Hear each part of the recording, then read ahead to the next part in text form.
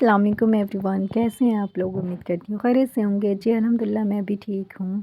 आप सभी के लिए हाज़िर हूँ एक नई वीडियो लेकर के, एक नए व्लॉग के साथ और एक बहुत बेहतरीन और अच्छे टॉपिक के साथ। तो आज ना मैं अपने छोटे से किचन का मेकओवर करने वाली हूँ। इससे पिछले व्लॉग में मैंने आपको दिखाया था कि मैंने ये बर्तनों का स्टैंड मंगवाया है, लेकिन इसको लगाया नहीं था। तो फाइनली ये फ़िट हो चुका है। अब इसमें जो ना सारे बर्तन को मुझे सेट करना है। तो चलिए मैं धीरे-धीरे सारे बर्तन को सेट कर लेती हूँ।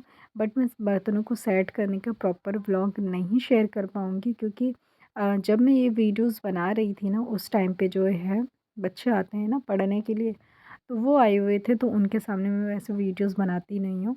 तो यहाँ पर फाइनली देख सकते हैं मैंने बर्तन इसमें सेट कर लिया है, लेकिन अभी बहुत सारे बर्तन हैं जो कि रह गए हैं, कुछ बेड के अंदर और कुछ जो है किचन के ऊपर जो अलमारी है वहाँ भी रह गए हैं, तो वो भी मैंने वहाँ से नहीं उतारा। तो अब मैं जो है अगले दिन जो है न धीरे-धीरे उतार के सेट कर दूँगी, क्योंकि जैसे कि शाम का वक़्त हो चुका था, बच्चे भी आ चुके थे, तो इतना मुझे टाइम नहीं मिल रहा था कि मैं वहाँ से बर्तन निकालूँ, बेड में से निकालूँ।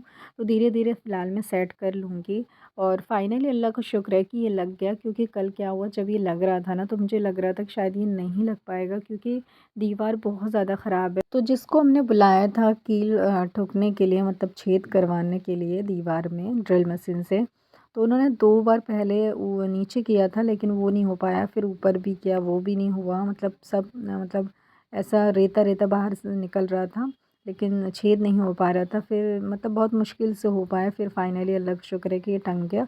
और नीचे की तरफ जो है 2 होता है, 2 ऊपर करना होता है, 2 नीचे। तो नीचे की तरफ नहीं करवाया। मैंने कहा फिर इसके चक्कर में ख़राब हो जाएगी दीवार और ये नहीं सेट हो पाएगा, तो 2 ही कील ऊपर लगाया। और मैंने उनसे बोल दिया था ये गिरेगा तो नहीं, तो बोले नहीं। इस वजह चक्कर में मैंने सामान थोड़ा कम रखा, कांच के ज़्यादा सामान इसमें रखे नहीं। मैंने कहा और रख दूँगी इसमें, पता चले कभी भी गिर जाए। वैसे तो ये नहीं गिरेगा, लेकिन फिर भी एक शक था। तो चलिए अब किचन में चलते हैं। आज मैं अपने छोटे से किचन का मेकओवर करने वाली हूँ और अपने छोटे से किचन को बहुत अच्छा सा क्लीन करूँगी, इसी के साथ डेकोरेट करेंगे अच्छे से। कल जो है मैंने बर्तन का स्टैंड लगने के बाद बर्तन वगैरह यहाँ से सारे हटा के रख लिए हैं, तो थोड़ा खाली हो गया है। और आज का मेरा ये काम ये है कि मुझे इसको पूरा क्लीन करना है, टाइल्स वगैरह सारी चीज़ें, और नीचे खिड़की के पास जो सामान है वो सब हटा के मुझे ये वाला एरिया खाली करना है। मैं ये वाला एरिया खाली इसलिए करना चाह रही हूँ, क्या गैस के बराबर वाला हिस्सा, क्योंकि अब जो है ना रमज़ान आ रहे हैं, तो रमज़ान में जो है बहुत सारी चीज़ें बनानी होती है, वो भी एक ही साथ बनती है एक ही टाइम पे, क्योंकि हमें इफ्तार भी उस टाइम बनाना होता है, फिर खाना भी बनाना होता है। और मेरे पास बिल्कुल जगह नहीं होती है कि मैं बना के रखूँ कहाँ, तो ये दिक्कत होती थी बहुत ज़्यादा। और पहले क्या था ना कि मेरे कमरे में एक स्टूल मैंने रख रखा था, उस पे जो है मैं खाना बना के पहले रख दिया करती थी, बट वो अब नहीं है।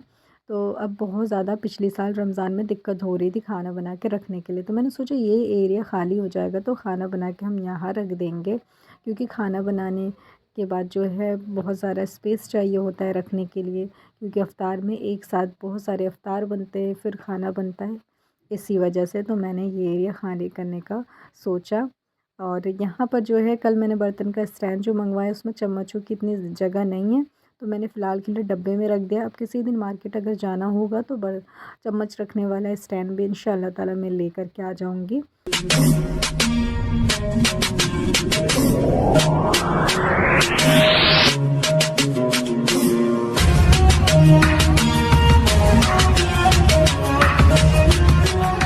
तो मैंने किचन को क्लीन और मेकओवर करने का बहुत पहले से मैंने सोच रखा था, और आज भी मैं आधा ही कर रही हूँ, क्योंकि एक और चीज़ मुझे रमज़ान से पहले करनी है, वो ये कि मुझे 3 साइज़ के डब्बे लेके आने हैं। एक थोड़े दाल वाले, फिर उससे थोड़ा नॉर्मल वाला, फिर सबसे छोटा वाला जिसमें हम छोटी-छोटी चीज़ों को रख सकें।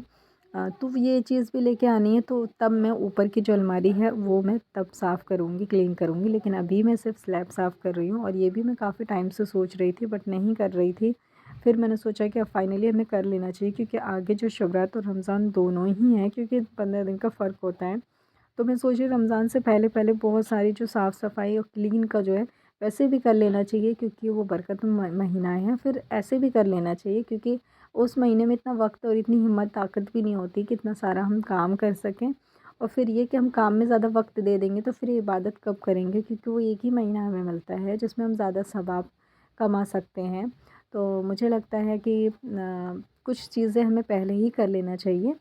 तो इसीलिए जो है मैं सोच रही हूँ कि अपने किचन का कम से कम ज़्यादा से ज़्यादा काम पहले ही कर लूँ। और अभी तो और भी चीज़ें जो है रमज़ान से पहले मुझे करके रखनी है, जैसे कि मीठी चटनी होती है इमली की खट्टी मीठी, वो भी बना के रखनी है। पापड़ का भी मैंने सोचा था लेकिन वो थोड़ा स्किप कर दिया क्योंकि अभी ठंड है ना, तो धूप नहीं निकल रही है और जब रमज़ान आएगा उस टाइम भी इतनी धूप नहीं होगी कि हम कोई चिप्स वग़ैरह कुछ बना कर के रख सकें, उसको सुखा सकें। तो सूखने के लिए कोई चीज़ को अच्छी खासी धूप की ज़रूरत होती है, तो अभी इतनी मतलब धूप नहीं निकल रही है। अभी कपड़े ही सूख जाएँ वही बहुत बड़ी बात है। तो मैंने सोचा कि चलो कोई नहीं, इसको स्किप कर देते हैं, बट जो और चीज़ें हैं उसको करके रखेंगे पहले से ही। जो कि रमज़ान के महीने में जो है क्योंकि मैं अकेली हूँ तो बहुत ज़्यादा मुश्किल हो जाता है। खाना बनाओ, इफ्तार बनाओ, रोज़े रखो, फिर नमाज़, फिर अली को सँभालो, फिर तो बहुत ज़्यादा मुश्किल हो जाता है। मैं सोचती हूँ कि थोड़ा-थोड़ा काम पहले से ही निपटा कर के हम रख लें। और आप लोग क्या-क्या करते हैं रमज़ान से पहले? ये चीज़ ज़रूर बताइएगा कमेंट में, और क्या-क्या नहीं करते हैं, और कुछ लोग ऐसे भी होंगे जो कुछ नहीं करते होंगे। तो जो कुछ नहीं करते हैं तो उनको मैं यही पर्सनली एडवाइस दूँगी, भई कुछ नहीं करते हैं तो आप अपने घर की साफ़-सफ़ाई कर लें, क्योंकि ये जो है बहुत अच्छी मतलब कि ये एक आदत होती है और चीज़ होती है, क्योंकि हमें अपने घर को साफ़-सुथरा क्लीन रखना चाहिए। अगर आपने लकड़हारे की बीवी का वाक़या सुना होगा, तो जब हम हज़रत फ़ातिमा रज़ी अल्लाह अन्हु उनके घर में दाखिल हुई थी, तो सबसे पहले उनके घर की साफ़-सफ़ाई ही की तारीफ़ करी थी। तो और अल्लाह को वो घर बहुत ज़्यादा अच्छा लगता है जहाँ साफ़-सफ़ाई रहती है और रखा जाता है। ऐसा ना हो कि आपका घर इस तरह का रहता हो कि जब कोई आते हैं तो आप ये कहते हो कि मेरे घर में जब भी लोग आते हैं जब घर गंदा होता है। बहुत सारे लोग ऐसा बोलते हैं, लेकिन ये ना एक बहाना है। अगर आप अपने घर को क्लीन रखेंगे तो मुझे नहीं लगता कि आप कभी भी कोई आए तो आपका घर आपको गंदा मिलेगा, ऐसा नहीं। तो घर को साफ़ सुथरा रखना चाहिए, ये एक कला है, आर्ट है। तो यहाँ पर ना फाइनली जो है मैंने अपना जो है जो भी स्लैब था वो साफ़ कर लिया, सारे टाइल्स साफ़ कर लिए। वैसे मुझे बोर्ड से बिजली का बहुत ज़्यादा डर लगता है, बट मैंने फिर भी इसको थोड़ा बहुत साफ़ कर लिया। और यहाँ पे बर्तन मैंने धुल के रख दिए। जब से मैं स्टैंड लगाई हूँ तो उससे यहीं पे बर्तन धुल के पहले थोड़ा सा पानी गिराना होता है, फिर उसके बाद मैं उसमें स्टैंड में लगाती हूँ, क्योंकि फिर नीचे पानी पानी हो जाता है। और ऊपर के देखो यहाँ पे जो ना डब्बे रह गए ना थोड़े बहुत, ये मुझे बाद में करना है। तो ओवरऑल लुक यही है कि साफ़ सुथरा हो चुका है, क्लीन हो चुका है। और इससे ना एक चीज़ और समझ में आती है कि आपका आपका घर या आपकी किचन या आपका कुछ भी चीज़ें छोटा या बड़ा नहीं होता, साफ़ सफाई बहुत ज़्यादा इम्पोर्टेंट होती है।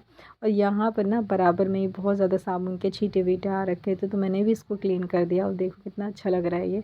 और सिंक को भी पूरा साफ़ सुथरा कर दिया। तो ये चीज़ें तो खैर रोज़ धुलती है, लेकिन टाइल्स वगैरह रोज़ रोज़ नहीं हो पाता था इतना साफ़। तो मैंने फाइनली आज कर लिया। मैंने कहा चलो कर लेते हैं थोड़ा-थोड़ा करके। और आज फ्राइडे भी है तो मैंने सोचा चलो फ्राइडे में ना साफ़-सफ़ाई करने का अलग ही मज़ा होता है कि साफ़-सफ़ाई करके नहाओ-धो फिर इबादत करो। तो यहाँ पर मैं कमरे में आ चुकी हूँ, किचन का काम हो चुका है ख़त्म। अब जो है मैं इस चादर को चेंज कर लेती हूँ, क्योंकि आज फ्राइडे है तो इसको भी करना है चेंज।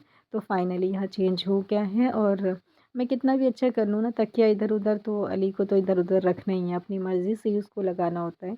और अभी भी वो वही कर रहा है, अपनी मर्ज़ी से सारे तकिया इधर-उधर कर रहा है। तो यहाँ हो गया शाम का टाइम और मैंने उबाले थे 3 अंडे, और ये देसी अंडे हैं।